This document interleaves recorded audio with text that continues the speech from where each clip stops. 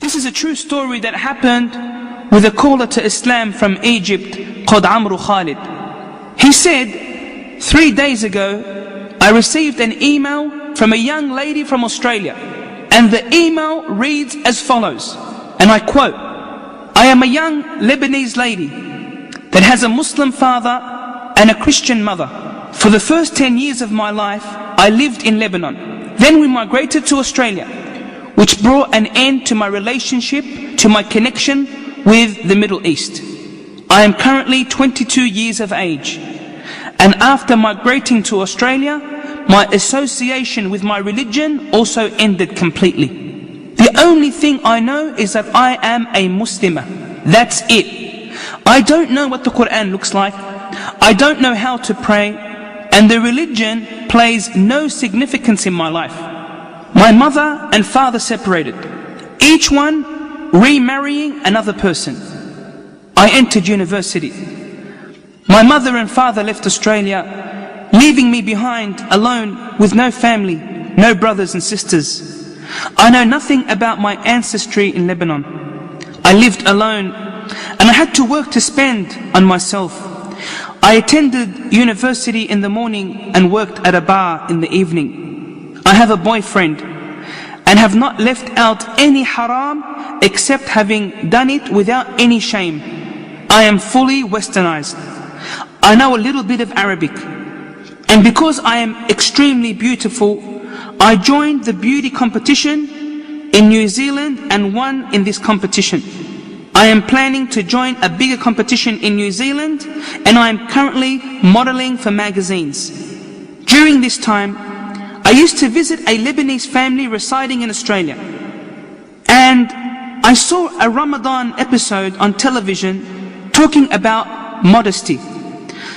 The episode had its web address displayed. I went through a nervous breakdown. It was as though this episode was addressing me directly. I am sending you this email to ask, is it possible for Allah to accept me?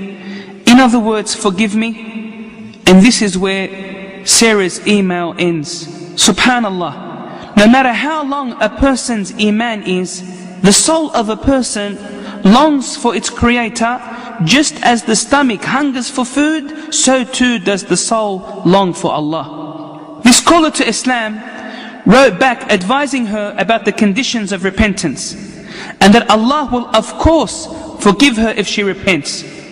2 days later, she contacts Amru Khalid and she says, I have repented to Allah, and I have left my boyfriend and promised never to see him again. After another 2 days, she contacts him and she says, I want to learn how to pray. Then another 2 days pass and she says, I would like some Quranic audio tapes. So he sends her some tapes via DHL courier. A week goes by and he doesn't hear from her until she contacts him and informs him that she has retracted her beauty title of that particular city. Then came the surprise.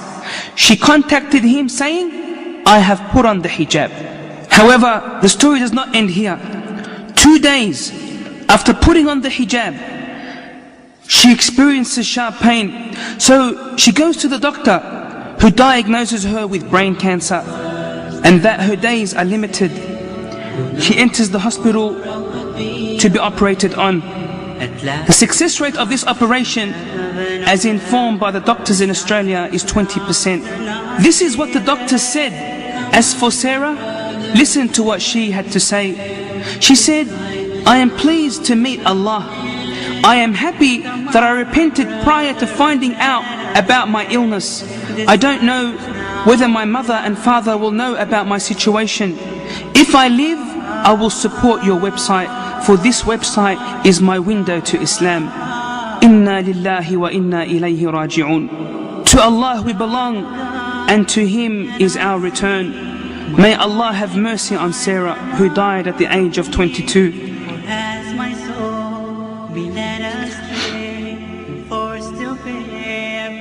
They buried her with the Muslims in New Zealand. Prior to her death, she sent a short letter to Amru Khalid saying, I lived far away from my Lord for 22 years, but I repented and turned back to Allah 3 weeks ago. I don't know many Muslims besides you and this internet forum. I urge you to make dua for me that Allah has mercy on me and to forgive me. Make dua to Allah to guide my mother, for she does not know anything about me. Signed, Sarah. كل نفس ذائقة الموت.